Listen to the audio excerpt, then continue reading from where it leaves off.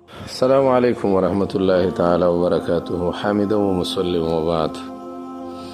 یو محترم رور پوښتنه کړې ده چې یاره ما یو موټر سایکل دی په یو چا مې خرڅ کړو خو پیسې لا نه دي راکړي، نو فلهذا 2-3 ورځې بعد هغه ما پس ټلیفون وکړه چې یاره دا موټر سایکل زما نه دی خوښ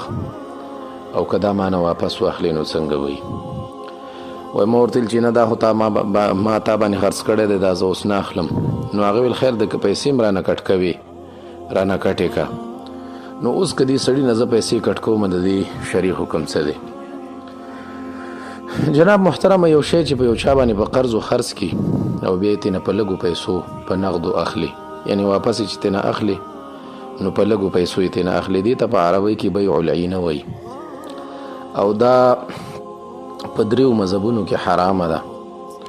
یو مذهب کې جایز ده، هغه په شرایطو، هغه مذهب د امام شافعي رحمه الله دی. زمونږ استاد چې کوم حنفي مسلک دی او یا دقه رنګې د امام مالک رحمه الله مسلک دی او یا دقه رنګې د امام احمد بن حنبل رحمه الله مسلک دی، د دې په نسبت باندې دا ناجایزه ده او ډېر قوي مستدلات ورسره دي، ډېر مضبوط احادیث دي پکې د ناروا والي. نو فلهذا دا ناروایي، البته په یو څو شرطونو باندې دا بیا روا کیږي. هغه څو شرطونه دا دي، یو دا دی چې عیب یې پکې راوستی وي، صحیح دی چې عیب پکې راغلی وي. اوس دا موټر سایکل دی دی تا نه بوتلی و او ده کې عیب راوستی، صفت د عیب پکې راغلی، نو چې صفت د عیب پکې راغلی بلکل بیا ترېنه په کمو پیسو هغه د عیب پیسې ترېنه کټ کولی شي، دې کې هېڅ مسله نشته. او په دې موټرو او په دغې بعضې چې کوم دا الکتریکل سامانونه دي په دې کې بعضې عیبونه په دې چلیدو سره هم راځي. لکه اوس مثلا فل نوی شی دی، هغه چې ته راوباسې 2-3 ورځې دې وچلو واپس یې چې وړې هغې ته بیا خلک نوی نه وایي، هغې ته انګریزي کې سیکنډ هینډ وایي او په اردو کې ورته استعمال شده وایي او په پښتو کې به هم دغسې یو څه نوم ورته اخلي، استعمال شوی شی به ورته وایي، خلک نوی به ورته نه وایي. یا مثلا موبایل دی، نو چې هغه تا ته د ډبي نه خلاص کړي او ویې لګوي درته او ته ځان سره ویسې چې بیا یې راوړې تا نه به بیا 15 پیسې د کټۍ په هغې کې کوي. ولې؟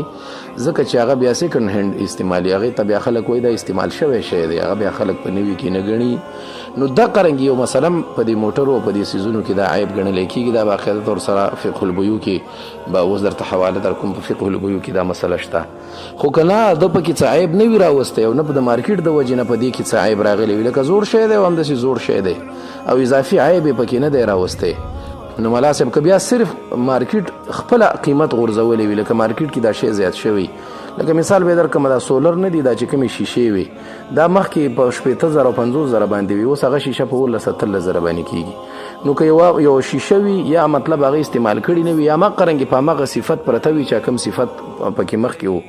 او قیمت یې د بازار د وجې نه غورځېدلی وي، نو بیا هم ترېنه پیسې نشي کټ کوئ، بیا هم کټۍ پکې نشي کوئ، صحیح دی.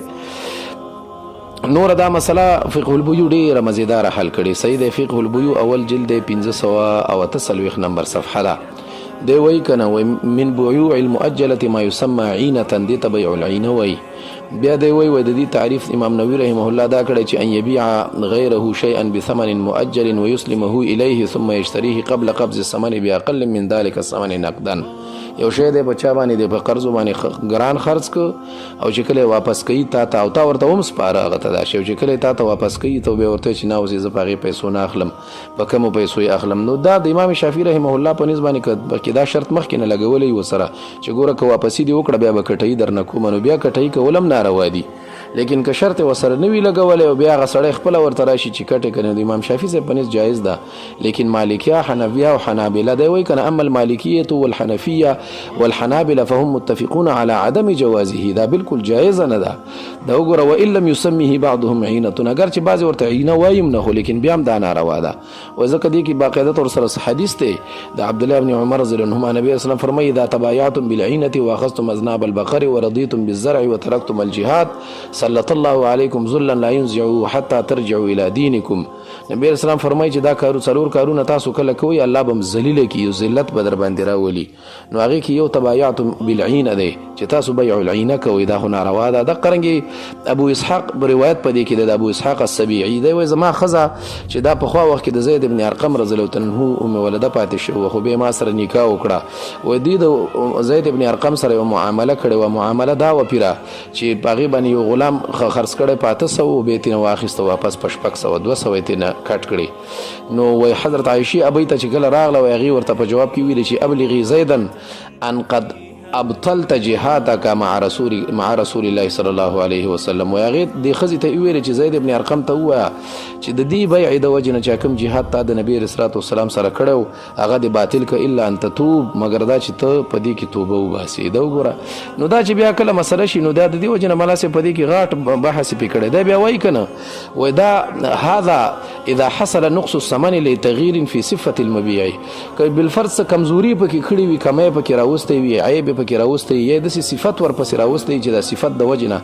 صفت درته ما یاد کنه لکه اوس مثلا یو گاډي فل نه وي د تاو چلو نو هغه به استعمال شوده کی راځي او که تیار استعمال شوده د په مغه صفت چې تا ور کړو په مغه صفت ته حواله کوي نو به ته نه پیسې نشي کټ کوي دا وای د پیسې ته ال کټ کوي شي اذا حصل نقص الثمن لتغيير في صفة المبيع أما إذا انتقص سعره لظروف السوق دون أن يقع نقص في صفته فلا ينبغي شراؤه بأقل جاء في المحيط البرهاني دويكنا ولو رخص كشرط راكمش سعر السلعة من غير أن حدث بها عيب دبك عيب نذر واستقبل قيمة ماركت كي غرزيد له فلا ينبغي أن يشتريها بأقل مما باع بينشور مع خسته وجود بحث بكره ده قرنګي دا مسله ډیره خپل مزیداره فتوا دارالعلوم دیوبند حل کړي سلورم جلد او 309 نمبر صفحه ده 309 نمبر صفحه ده خرید و فروخت کا بیان هغه وای کنه ادار خرید کر قیمت ادا کرنے سے پہلے وہی مال بائے کے ہاتھ فروخت کرنا چې او شی د چا نه اخیسته دی او بیا مقه شی واپس هم دی بایه تا واپس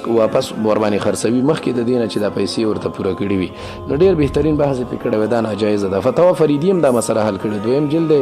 615 نمبر صفحه د مسائل شتا نور دا مسله باقاعده تر سره شامیم حل کړي شامی وم جلد 199 نمبر صفحه د کتاب البیوع